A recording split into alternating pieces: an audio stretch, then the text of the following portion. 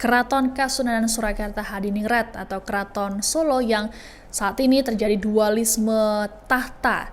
Nah, buntut dari kisruh tersebut, pemerintah kota Surakarta menahan pencairan dana hibah senilai 200 juta rupiah. Kabar ini disampaikan oleh Sekretaris Daerah Kota Solo, Budi Murtono, dalam keterangannya pada Jumat 21 November.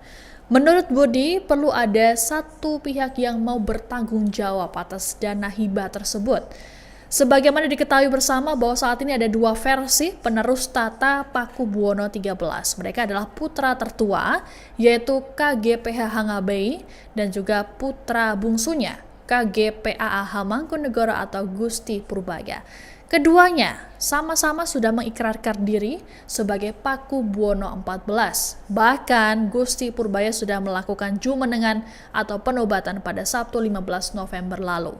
Terkait hibah, pemerintah kota Solo tiap tahunnya memang menganggarkan dana untuk Keraton Solo, termasuk pada 2025.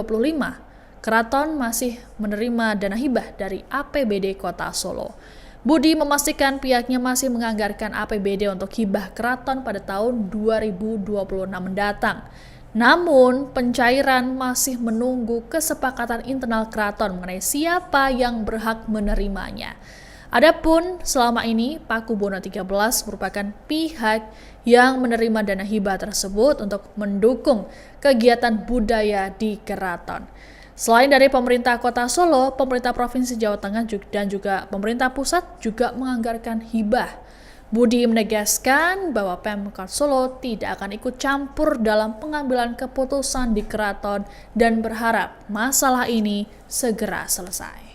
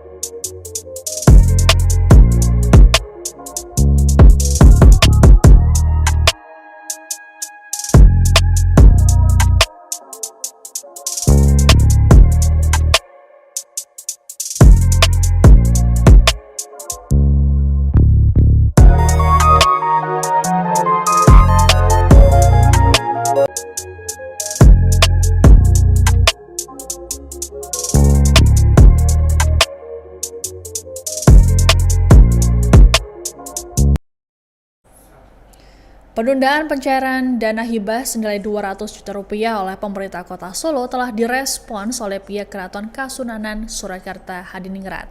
Ketua Eksekutif Lembaga Dewan Adat atau LDA, KBH Edi Wirabumi saat dihubungi pada Minggu 23 November mengatakan bahwa hal tersebut adalah wajar.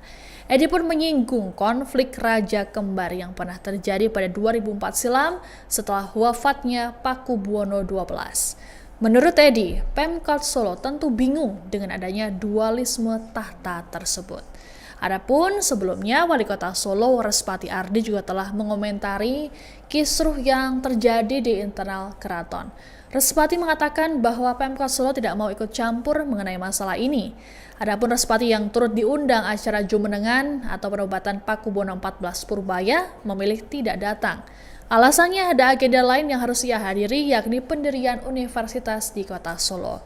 Respati pun menyerahkan penyelesaian konflik keraton pada pihak internal dan memastikan tidak akan mengintervensi hal tersebut. Ia pun berharap agar nantinya keputusan yang diambil bisa dilihat oleh masyarakat. Dan kita nantikan bersama terkait dengan akhir dari konflik kisruh Keraton Solo.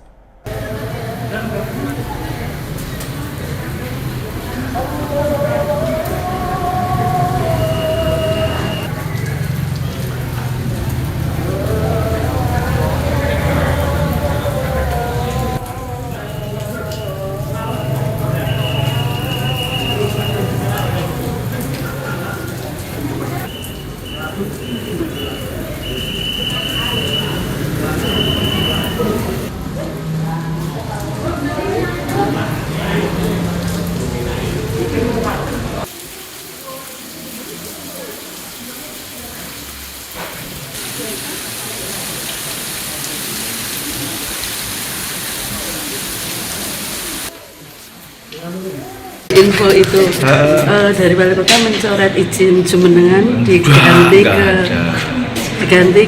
Kira Budaya itu gimana? Nggak ada ya, semua sama intinya kan, berjalan kan kegiatannya jenisnya kan seperti itu sama kok. Jadi nggak ada yang dibedakan, silakan. Ya Mas, satu lagi Mas, kan wali kota, bupati, Pak Gubernur kemarin kok tidak datang, itu mungkin ada alasan? Kalau kami kebetulan ada tamu dalam pendirian universitas ya, itu saya rasa karena kita mendorong center of knowledge di kota Solo, makanya jadi penting investor-investor yang bergerak di dunia pendidikan. Kami sedang menyambut mereka, lembaga-lembaga pendidikan yang mau membuka di kota Solo, karena kita akan membuat Solo sebagai center of knowledge atau pusat layanan pendidikan. Terima kasih Mas. Pakubuwono XIV Purbaya melalui juru bicaranya KP Sionit T. Martin Gea Pradatanagoro menolak keberadaan Raja ad interim yang dijabat oleh Menteri KP Panembahan Agung Tejo Wulan. Menurut Sionit dalam rilis tertulisnya pada Minggu 23 November, jabatan tersebut tidak pernah ada dalam tradisi Keraton Solo. Tejo Wulan sendiri menyatakan diri sebagai Raja ad interim berdasarkan surat keputusan Menteri Dalam Negeri tertanggal 21 April 2017. Dalam surat tersebut, ia disebut mendampingi Sinuhun Pakubuwono XIII. Saat Pakubuwono XIII wafat, ia pun mengaku menjalankan fungsi ad interim. Terkait hal itu, Sionit memiliki pandangan yang berbeda. Menurutnya, tidak ada aturan yang mengatur secara spesifik fungsi macam tersebut ketika Pakubuwono XIII wafat.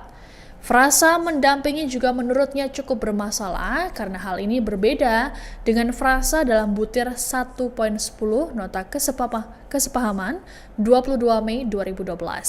Dalam butir tersebut tertulis bahwa fungsi Maha Menteri adalah membantu, bukan mendampingi atau menggantikan fungsi raja.